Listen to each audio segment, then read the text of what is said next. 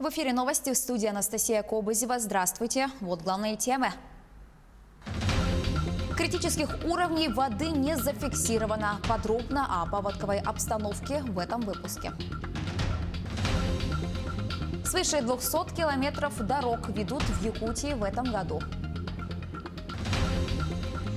Заниматься в интересных кружках, не выходя из дома. С 1 июня в Якутии начнут работать бесплатные образовательные программы для детей.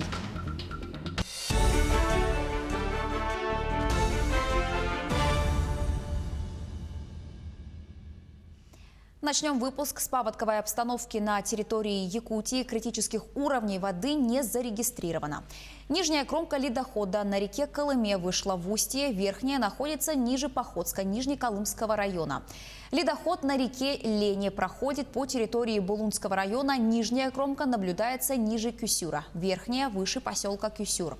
На реке Оленек нижняя кромка ледохода выше гидропоста Таймылыр, верхняя ниже Тюмяти Булунского района. На реке Яни нижняя кромка ледохода выше поселка Нижний Янск Устьянского района. Наблюдаются закраины.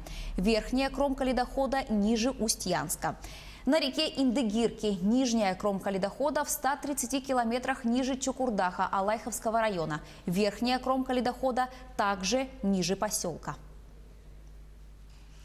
В эти дни, согласно распоряжению главы Якутии Айсена Николаева, в столице объявлена тотальная дезинфекция и самоизоляция. Ведут обработку общественных пространств, закрыты все магазины, а полицейские проверяют соблюдение режима самоизоляции. Подробно о борьбе с коронавирусом в Якутске расскажет Сергей Михедов. Дезинфекция как возможность подзаработать. Параллельно с основной деятельностью Михаил теперь обрабатывает подъезды специальным раствором. Тем самым убивает сразу двух зайцев, помогает в борьбе с коронавирусом и зарабатывает дополнительные деньги. По дезинфекцию попадает не только лестничная площадка, но и двери жильцов дома. Обработка занимает примерно минут 15-20. У меня 11 домов было сегодня. И еще я взял 3 дома, то есть 3 подъезда. Как все сделал, приехал, сдал бумаги, получил деньги.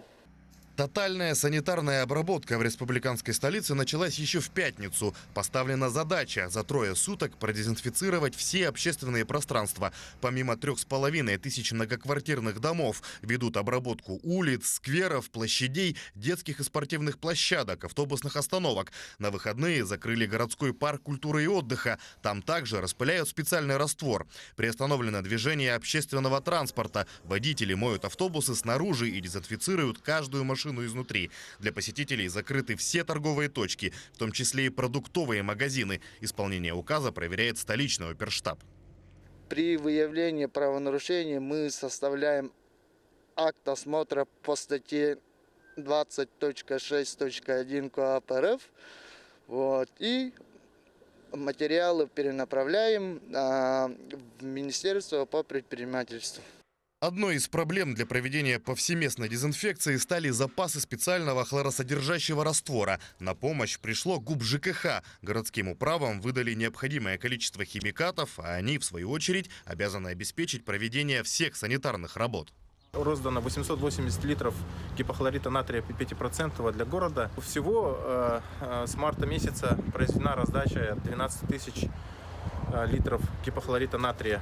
В эти выходные будет усилена работа по дезинфекции в целом. В настоящее время ежесуточно в Якутске выявляют от 60 до 80 новых случаев инфицирования COVID-19. Цифры пугающие, но остаются стабильными в течение недели. Главная задача сейчас – не превысить порог 100 заболевших в сутки.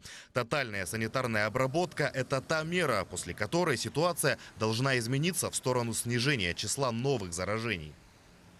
Внутрисемейные, внутрикорпоративные заражения, они делают свое дело, и мы очень надеемся, что в результате того, что жители города Якутска будут соблюдать режим полной самоизоляции в эти дни, в субботу и воскресенье, нам на следующей неделе удастся ситуацию все-таки достаточно серьезно переломить. Станет ли тотальная дезинфекция решающей мерой в борьбе с распространением коронавируса в столице республики, покажет новая неделя. Сейчас вирус активно передается внутри семей и на рабочих местах, поэтому единственное, что все мы можем реально сделать для освобождения из ковид-плена, это оставаться дома и перестать контактировать с окружающими. окружающими, даже с друзьями и родственниками.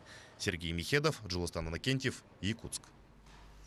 Ряд стран постепенно возвращаются к привычной жизни после пандемии. Например, в Турции рестораны и кафе планируют открыть 1 июня при соблюдении требований социального дистанцирования.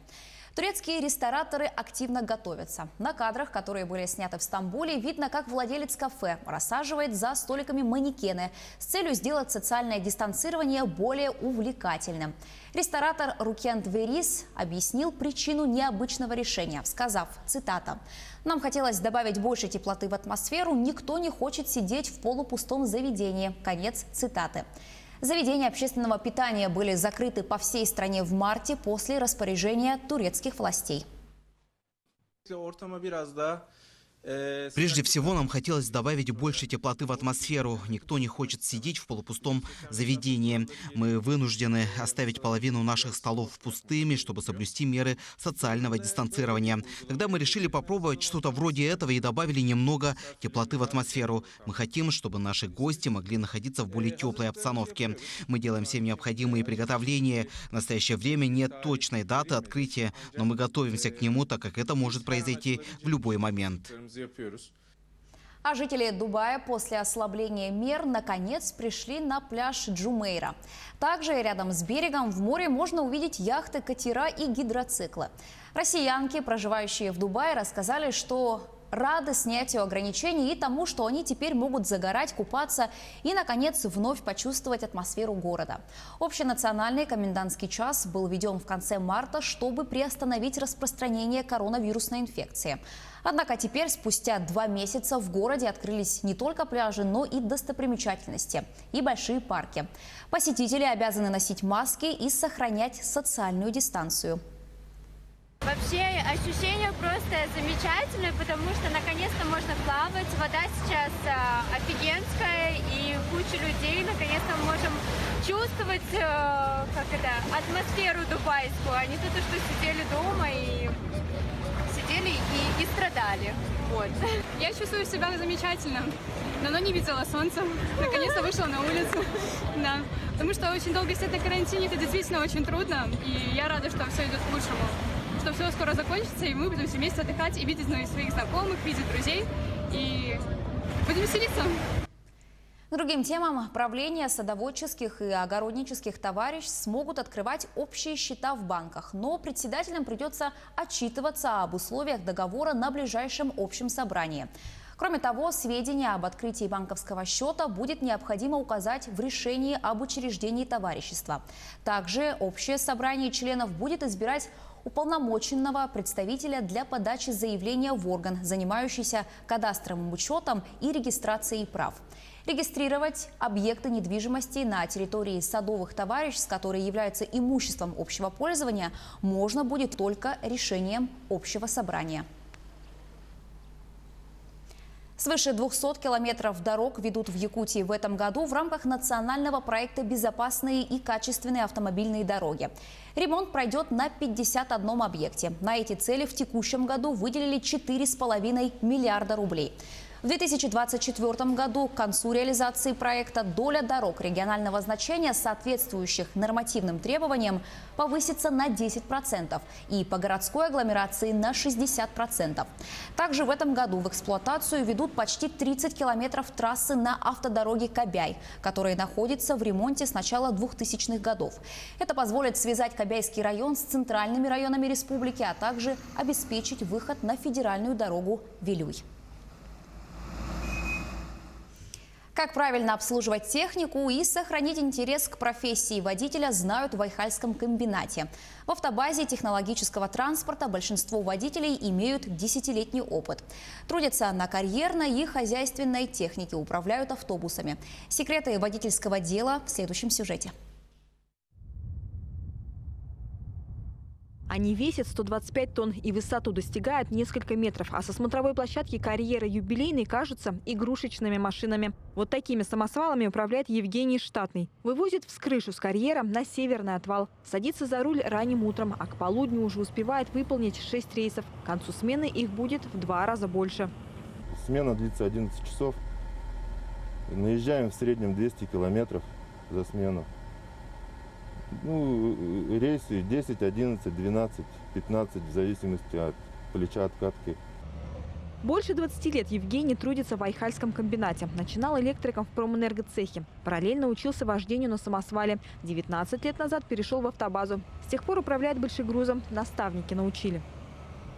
В свое время наставники зажгли искорку какую-то, которая до сих пор горит. С удовольствием хожу на работу.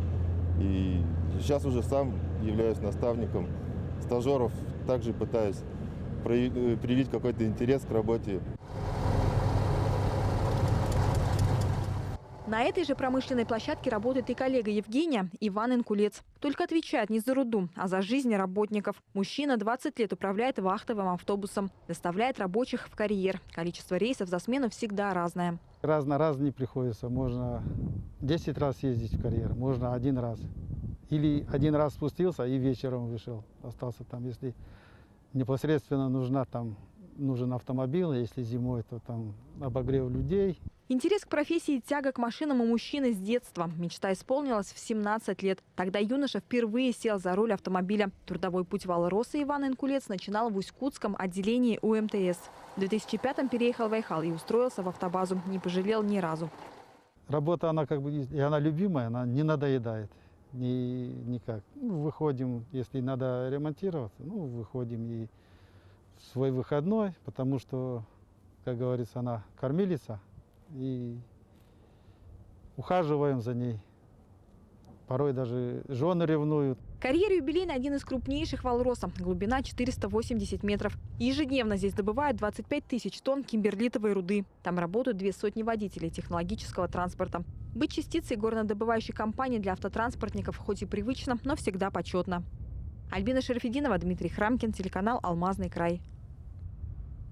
С 1 июня в Якутии начнут работать бесплатные образовательные программы для детей. Будут представлены все направления – музыка, спорт, наука и современные технологии.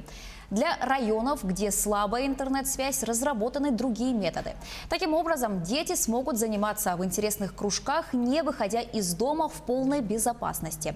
У детей будет возможность бесплатно изучить английский или китайский язык с носителем, поиграть в индивидуальные или командные квизы, научиться основам бизнес-планирования и многое другое. Все подробности можно узнать по номеру телефона, который вы сейчас видите на своих экранах.